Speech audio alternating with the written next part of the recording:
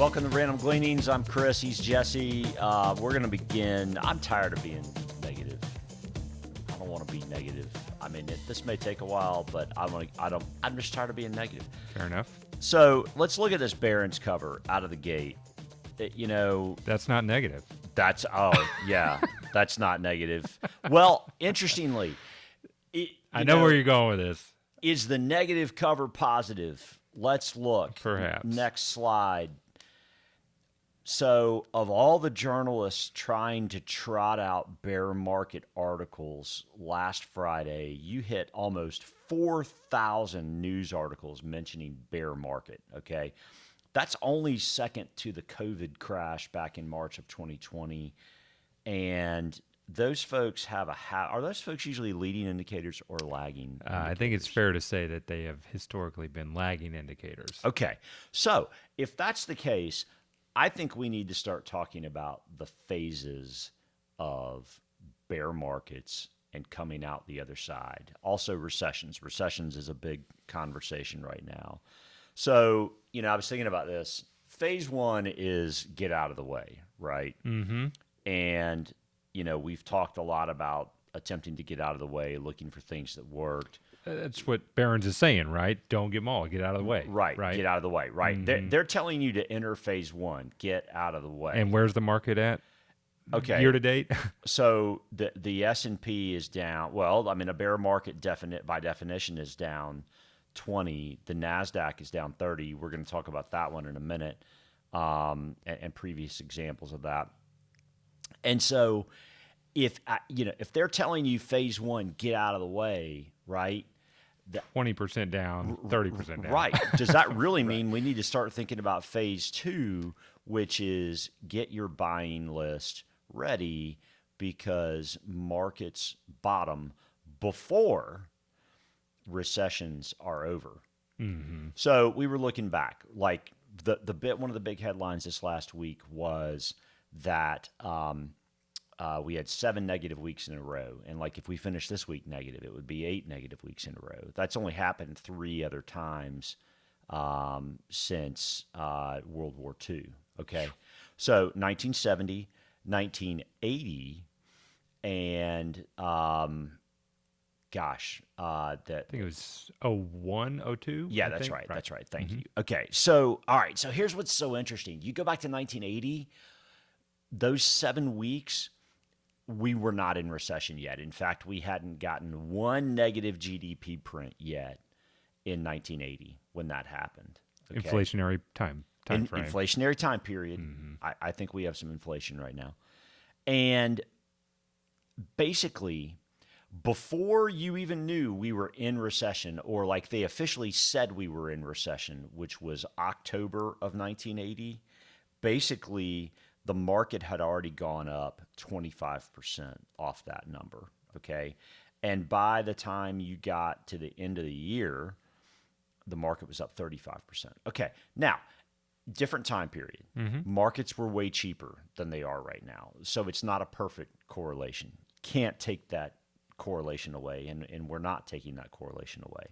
But the point is still, look, when you start to think about, all right, are we already in recession? Because we did have a negative Q1 GDP, and the definition is 2 negative quarters of GDP equals recession, technically. Mm-hmm. Okay. So one of the questions we're going to talk about is, are we already in recession in a minute? So you pulled a lot of stuff on mortgage rates and housing. Let's talk about that. Well, what was interesting to me was this tweet by Charlie Bilello that just speaks to where things were just over a year and a half-ish ago, where the average house or home price in the U.S. was $401,000, and the average mortgage rate was 2.65. Mm-hmm. Well, here we are today, and the home prices have gone up and rates have gone up, borrowing costs have gone up, which means that with a 20% down payment, that 95% increase in the monthly payment has gone from $1,295 a month to $2,520 a month. So basically almost double. Almost double. I mean, that's incredible. And so a couple things, and this is charted out in this next chart that just shows how how massive that move has been for a mortgage payment in the last year.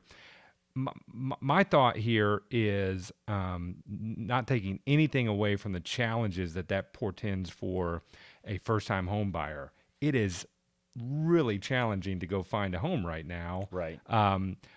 But with a bit of a positive spin on this, let's just consider maybe our own situations and probably that of the majority of folks that are already in the investing class. They own a home. 65% of Americans own a home. 65% of Americans, that's Okay. right. And from an investment standpoint, it's very likely, in most cases, you probably own your own home, Right. right?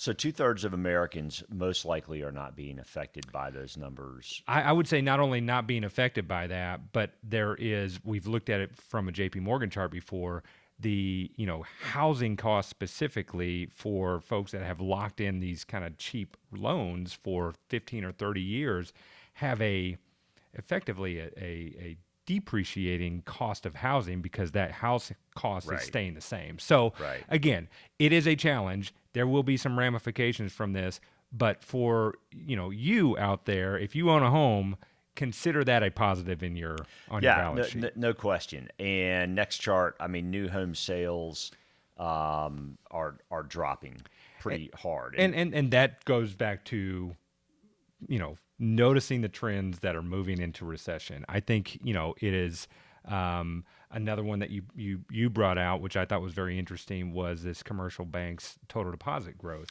Yeah, so the consumer is spending money. I mean, there's no question that there's been so much made of how good a shape the consumer's in. I've made that point, but we're starting to see signs that, hey, maybe the consumer's not in the shape that we thought they were. In fact, there was a Barron's article that talked about the fact that, in fact, consumers really are in more of a challenging spot. So if consumers are indeed slowing down somewhat, then the moment I started thinking in terms of phases, I mentioned phases a second ago. Phase 1, get out of the way. Phase 2, start to get your shopping list ready and thinking about what to do. And by the way, phase 3 is if the birds are already singing, it's too late. That was my example. Again, 1980, 7 weeks in a row, stocks down. That was done at the end of Q1. GDP comes out. It was actually positive Q1 of 1980. Q2 was a -8 GDP in 1980. Q3 was about a negative 0.5 1980. So you didn't know you were in recession technically until October of 1980, and yet 6 months later, stocks were already up 25%. The birds are already singing. It's too late. You've already missed the opportunity, okay? So if we are indeed in phase 2, hey, we're, again, do we know we're in recession? No, not technically, not by the definition. You've found some pretty good, maybe leading indicators in this case. Yeah, so Willie DeWelch from All Star Charts, huge shout out. Guy puts out the best stuff.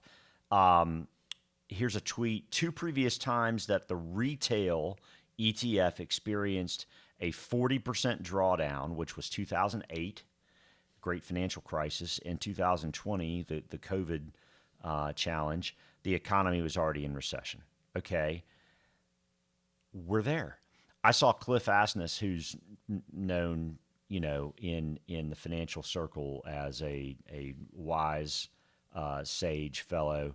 Hey, you don't have to have all these fancy indicators. Just watch consumer discretionary stocks. If they're down more than 20%, there's your sign. Mm-hmm. We're probably already in recession. Okay, well, guess what? They're down 30%. Right. Okay. Seems like we're already there. The Fed will confirm that, I guess, in July, right? Or not. But either way, the thing is, I think people feel the recession, right, in the real world, oftentimes before someone comes out and actually puts a stamp on it that this has been a recession. And to your point, I think finding that shopping list in what we're kind of terming as phase 2 is critical because there will be brighter days. There will be Right. brighter days. So, you know, here's the next chart's global fund manager survey through April, and you can see that folks across the globe that do what we do from an asset management standpoint in working with either institutions or families, they're pretty negative. Okay, so the question is, how long should your negativity be there? I'm reading things like the consumer expects a recession next year. Man, we've been moving at light speed through this year so far. Next chart, let's look at, I mentioned the Nasdaq, 30% drawdowns. So let's look at the Nasdaq in drawdowns from all-time closing highs, which means their highest peak, to a 30% drawdown since 1971. Basically, there have been 6 of those previously. So here's the thing: you look out into the future, 1 week, 1 month, 3 months, 6 months, 1 year. Now, is it a perfect batting average that's just it? No, but 67% of the time it works every time. You've got 2 periods in the dot-com bubble as well as in 1973 where a year later those Nasdaq stocks were materially lower. So could they be lower from here? Yes, they absolutely could be. But you've also got 4 periods of time where you look out a year later, and I mean it was markedly better. Right. I would say the Nasdaq of 1973 did not look like the Nasdaq today. Right, from a technology standpoint, and it has been oft repeated that the 2000 market was premature for some of the components of the Nasdaq, the dot-com bubble, right? Yeah, I But mean, and one of those was Amazon, for example. and that's just it, right? So let's look at the next chart, which happens to be Amazon. And what's so interesting to me is, yeah, okay, maybe we got some froth in 2020, in 2021. Not saying that it wasn't frothy, but let's talk about light speed, okay? This stock is back to September 30th of 2018 prices right here, That's wild. okay? That's really wild. So we've lost, what? Is that that's 3.5 years that we've lost in terms of the price of Amazon. Now, am I recommending Amazon right here? No. In no way, shape, or form am I saying go buy Amazon. But what I am saying is one of the highest quality companies in the world, which, yes, I mean, is it cheap? No, it's not necessarily cheap. You've just got to notice that some of these things are moving at light speed to the downside. And this isn't, a brand new startup. This is a company that's got, talk about supply chain, talk about. Well, and they've matured as a company with AWS and so many other things. So I mean, that's just it's neat to think about, and that's the idea of start building your shopping list. So when I read negativity and when I read that the consumer thinks we might have a recession next year, it makes me think all the proof's in the pudding. We're more than likely already there. 7 negative weeks consecutive as of Friday. Only happened 3 other times since World War II. Retail, consumer discretionary, both way off. Right. Way off. Yeah, I think you've got a really good point and something to be paying attention to. There's no question. That's right. And it doesn't mean that this can't take a while. Okay, so, I referenced the birds singing like phase 3. So that's a Warren Buffett quote from 2 articles. One, I believe, in 1980. The other one was from October of 2008. And he wrote an editorial in the Wall Street Journal and said, if you wait until the birds are singing, it's too late because the market's already gone up at that point. And there were some other folks that came out on top of Buffett that said, do what Buffett says. You need to do what Buffett says. Buffett was 6 months early in the Great Recession, okay? 6 months early. But you still have to be thinking in that direction. What is ultimately, in the long run, going to be high quality of value? And you don't even have to make it complicated. You could say, I'm going to own the S&P because it's a lot lower, or I'm going to own the Nasdaq. I mean, hey, these companies do have value in them. That's right. I agree with that entirely. And just to comment on that 6 months early piece is if you are a long-term investor, 6 months of rough markets sucks, right? Yeah. Let's just be clear. But a year later, 3 years later, 5 years later, or whatever, where we are now, 14 years later, you are singing the praises of having bought, No doubt. in October of '08. No doubt. And next chart, actually, the interesting thing is it doesn't just have to be stocks and bonds either. This is a year-to-date chart, another Willie chart. There are other things we can own. Like we've owned energy throughout the year, and still like energy. I mean, I still think we still think the pieces are there for that to be good over time. I mean, there's always a chance there's a pause for a few weeks or even a few months, but I mean, the dynamics on energy are still really good. Are pretty strong. Yeah. I agree. So yes, I think that speaks to whether it's buying the S&P or the Nasdaq or expanding your horizon outside of traditional asset classes.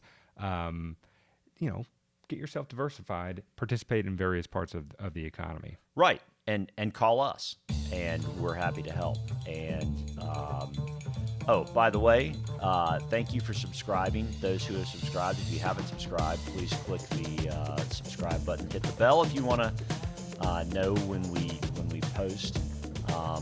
That's all I got, Jesse. What else you got? Just one quick shout out to my wife. She's been married to me 15 years as of today.